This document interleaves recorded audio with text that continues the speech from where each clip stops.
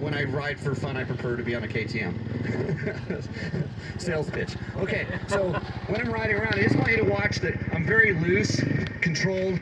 I'm not hanging onto the handlebars. And I always tell people, if you're doing it right, you should be able to feel like you can take your hands off the handlebars, because that means you're in balance. Riding out, when I get too far away, it cuts out. Okay, so when I'm riding around, I'm steering and controlling this bike with essentially with my feet. The reason is I have a lot more influence. That way my weight's down low.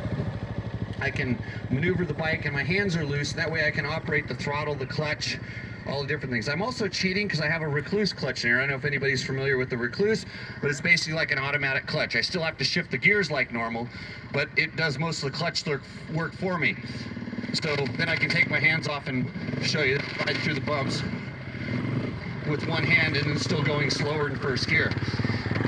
Speaking of the clutch, for the most part, you want to treat the clutch as a power amplifier. So right there, I amplified the power with a little burst of clutch. If you use it as a power reducer, that's hard on the motorcycle. That really doesn't accomplish much other than generating heat in the engine. And actually, when you do release it, there's too much power. It causes the bike to jerk. You bounce around. You're essentially out of control.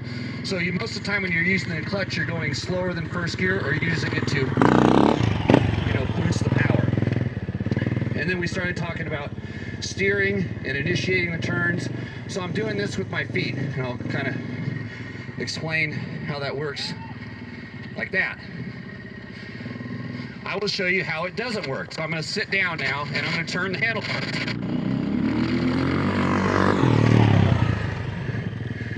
That looks kind of scary, right? See how much it turned when I turned it with the handlebars, and how much it turned when I turn it with my feet? Turns, it turns.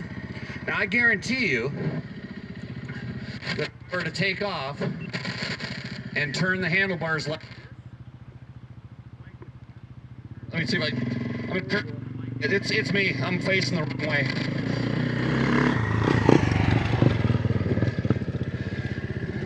Okay. So if I were to go and turn the bars and hold them there, I'll turn, right? Which way? That way, like in a high side, okay? This really doesn't turn the motorcycle. You can help it, but it's a lot better to think. We teach very idealized how to turn it with your feet, steer it with your feet. And so once you sit down, your feet no longer work. You actually do it with your hips, which is okay when everything's smooth and in control. But at that point, it's like doing it really slow. It's like there's a delay in it. With your feet, it's very instant. And for a lot of people, that instant is too much. They're scared, so they grab back onto the handlebars, and they're tense, and then it doesn't work again because the bike kind of wants to be free and do what it does. That's why I always say, it feels like you're doing it right, you take your hands off. Don't recommend it, but that's the way you want to feel. And when you start having those aha moments and feeling that stuff, it makes a big difference in how you're riding. You become sort of essentially disconnected from the motorcycle.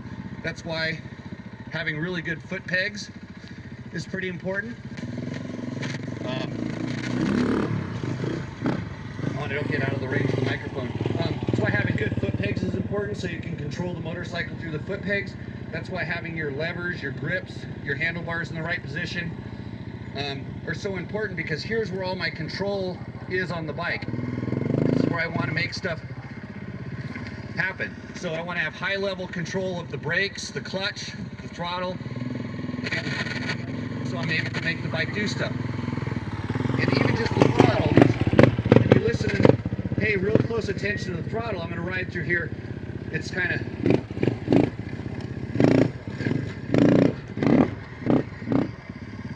it may sound like, I'm using this throttle to go faster, but notice I didn't accelerate. Even going downhill, the tops of the throttle were not used for acceleration. They're used to kind of catch my balance, to stabilize the bike, to get it to do what I want to do. So a lot of times, we have this terminology, we say one-speed novice. It's more like this, and watch the difference.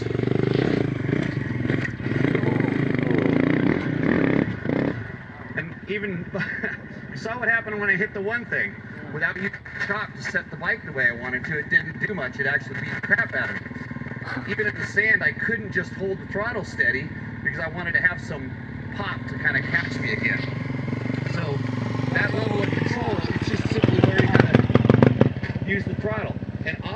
techniques that I'm explaining work on small bikes and also on big adventure bikes. It's even more, I feel it's even more important on the bigger adventure bikes because they're heavier, they have more power, you kind of have to be more in tune with the balance.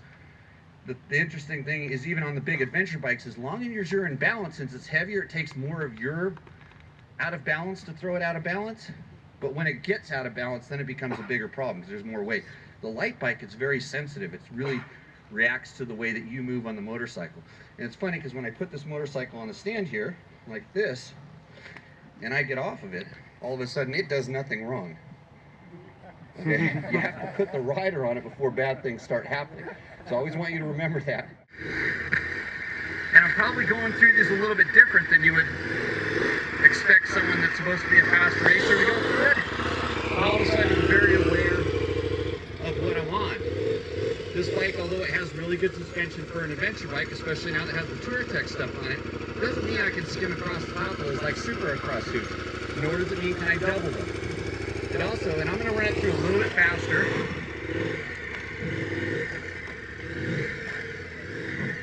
Anybody notice what I was doing in there? There was a lot of little acceleration, but there was a lot of braking in there as well. Because if I did that single speed, you saw me plow myself into that.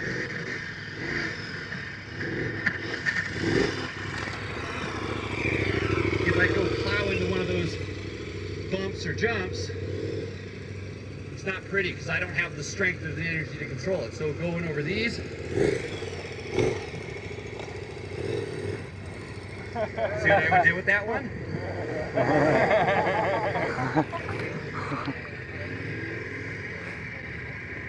You're saying, well, you're Jimmy Lewis, you should have rode right over the top of that, right?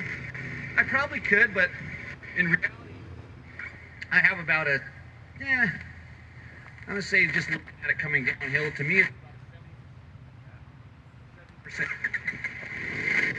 70%. Okay, are we back? Yeah. Yep.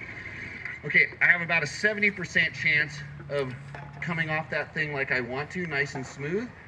And if it were just grass afterwards, I wouldn't worry about it because I could do a dab, I could move myself around, it wouldn't be a problem. But there's a log after it. And generally when you're out riding, it's not the thing that you see that gets you, it's the thing right after it. It's not the first bump, it's the second or the third one. The first one gets you upset, knocks you out of balance. And then that out of balance compounds on the second, third, when the other stuff starts happening. So even just by looking at it and knowing, hey, I'm on this bike, if I don't do it perfect, the skid plate's gonna hit coming that way. And it has a way, just looking at the logs, there's a way of it's gonna kick me funny. And if I don't do the right kind of pop off of it, it's gonna kick me and I'm gonna be up on my rear wheel. It's gonna be in the air and then I'm gonna nose down into that next log. I don't care how good the suspension is, all that weight going into that log is not a recipe for success. It'll look way worse than the way I hammered into it on the 350. In fact, I'd probably wrapped up and then the thing would fall down and top me. So I go around it. It's a simple thing. So when you see all these videos of us doing crazy things on these big bikes, especially when you see like guys like Quinn and Chris Burke's going and doing Romaniacs, professional racer on closed course, extra skill level. I wish them all the luck. I'll put my press release how I'm not going to go do Romaniacs, having done it before on a 3, or actually I did it on a 4-stroke, but which was also a mistake. I should have done it on a small light 2-stroke. But that pretty much, that race kind of ended my attempting to be a professional racer career. So it is extremely gnarly, even what they're calling this silver or lead class or whatever they're developing for the big bikes. But I guess I kid you not, it'll make some of the best videos you've ever seen. And if you want to watch some of Chris Birch's videos on the internet of him training and practicing for this, it's how you dream of riding one of these things. It's not how you should ever do it. So talking about these logs, and if I go uphill, it's a different story because the way the logs are placed,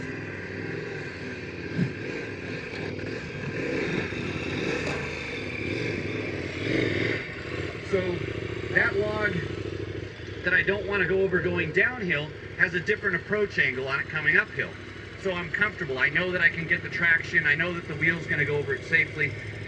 This way, especially with just that little divot in front and the steepness of the log, it doesn't look like much, but on this bike it's a big deal. And that just comes from experience. It's experience practicing this stuff, and I call it sneaking up on it. So I wouldn't, you know, if my buddy said, hey Jimmy, can you ride over that? I wouldn't attack it and hit it at 30 miles an hour. You know, I would work my way up to it. And so I'm going to show you kind of in slow motion, and we do this on some other stuff. I'm just going to kind of creep the bike over the top of this to find out what's my ground clearance like, when is the rear wheel going to hit it. And it's as simple as doing something like learning how steep an uphill is by doing something as simple as this. This is generally an awkward position for most people to be in their adventure bike, right? Well, the funny thing is, this thing is completely balanced, just like it is on level ground. And I always tell myself, if I'm using more than one finger of energy to control it, I'm doing something wrong, okay? So just because it's on a hill doesn't really change anything, except that there's a lot more weight. There's a lot more traction affecting the way the rear wheel is going to work, but it's a pretty well balanced motorcycle. In reality, if I come up here and it were going like this, just from the shaking when I came up to it, the gas tank shaking here wouldn't allow me to do that.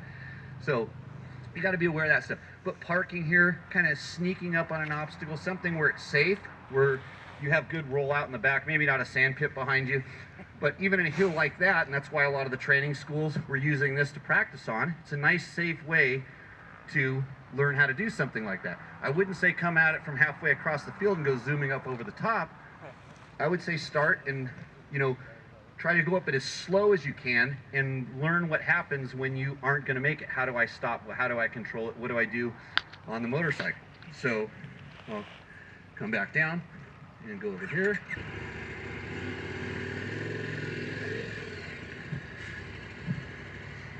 And ride back up through the logs.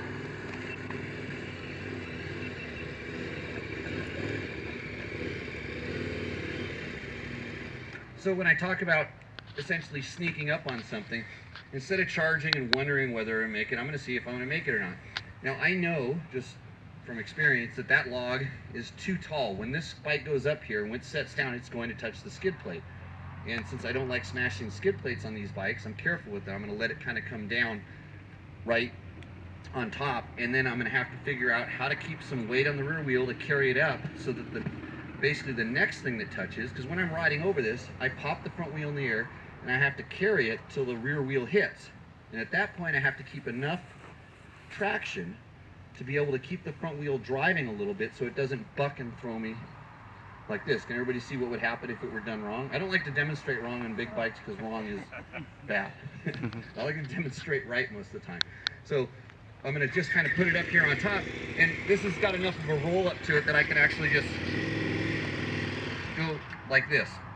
And so now you notice something else happens. I can't touch the ground anymore. I can barely touch it when normal, but now it's like, no problem. I'm just going to put a foot down. And notice when I put a foot down, notice where my butt goes.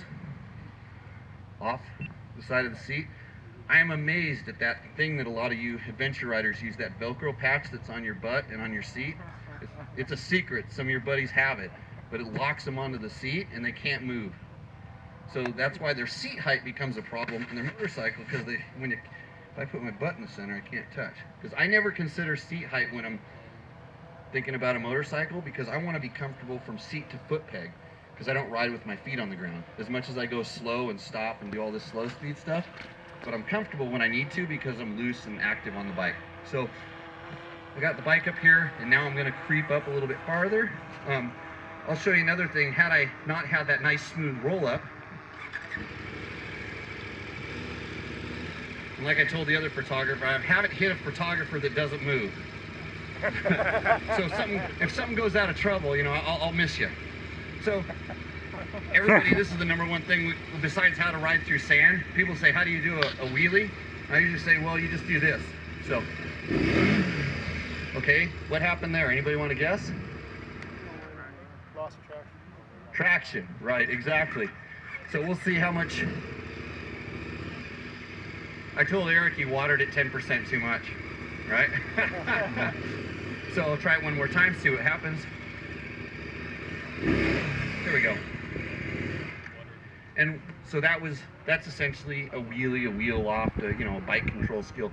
And that takes probably as much technique as I have. And I learned it the first time, and what I did is gave it too much power, you know, so it didn't get traction, it spun. So that's another way to hop up here. Now I'm going to creep forward on it again.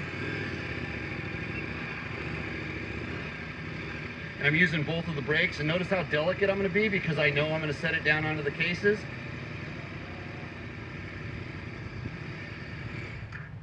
So that's how I test skid plates. That's why I'm not very good. That's when they call Quinnen, his nickname, Crusher. So when you want to test things, and he's now working for KTM helping develop these bikes, and I think they hired him just for that reason, to find out what he can break. He's a big guy too, so pretty strong. So now I've set it down here. The good thing is now the bike's balanced. And so now, because I can put my feet down, both of them, which I don't really approve of, but in this situation it works, put both my feet down, and I'm going to push back, and I'm going to carry the bike, you know, I'm essentially going to do a wheel off for a little bit, carry the bike up onto it. And if I don't do it right, it's going to set down in the middle of the skid plate, and the bike's going to teeter-totter, and it's not going to go anyplace. If I do it right, I'm going to bring it all the way till the rear wheel contacts the thing, and then I can sort of drive it over. We'll see what happens. Either I'm going to dig a hole and make it really hard for everybody who's doing the skills contest later, or I'll make it better if I do it properly. So start up again. So here, so I got it up there a little bit. I'm going to do it again. Okay, so I got it up there. Another thing, over years of practice and watching the best riders in the world, did you notice I didn't spin very much? Okay? We always say the more novice the rider, the more spinning, because spinning is just shooting energy out the back, lack of traction, and digging holes. And if I dug that hole down a couple more inches, it'd probably be harder to get over. So I was very careful about spinning, especially in traction compromise situations, sand, mud, stuff like that. There's a certain amount of spinning that's going to happen no matter what, but we always say if you're going down faster than you go forward, you should stop. Seems like it's very hard to do for a lot of people, but another one of our little rules. So I'll start this guy up. And so now I've got a little bit of traction on here, and notice instead of going like this, like that, that looks kind of familiar. I'm going to go like this. Watch my body now. See how I give it a little bit of a push before I go? And the trick for me is to put just enough power, not too much, so it actually gets traction when I go on this log. So I'm starting way back here, and I'm going to push it forward. So, and now I've polished the log pretty good. So I've got to play around with that, get that traction on. If I was one of those stunt guys, I'd roll a foot forward and do a really nice smoky burnout, raise my hand, full 9 yards, but, and then over. So that's how you can do that without getting hurt. That's how you can sneak up and crawl over a log and get yourself comfortable doing something that otherwise might be uncomfortable. And you can do it on some logs just like this. There's no reason to have to go too fast. This just takes a lot of throttle and clutch control to work your way over the logs. Plus, you lose a lot of points. How many points have I lost in the contest, right? They're supposed to go kind of slow.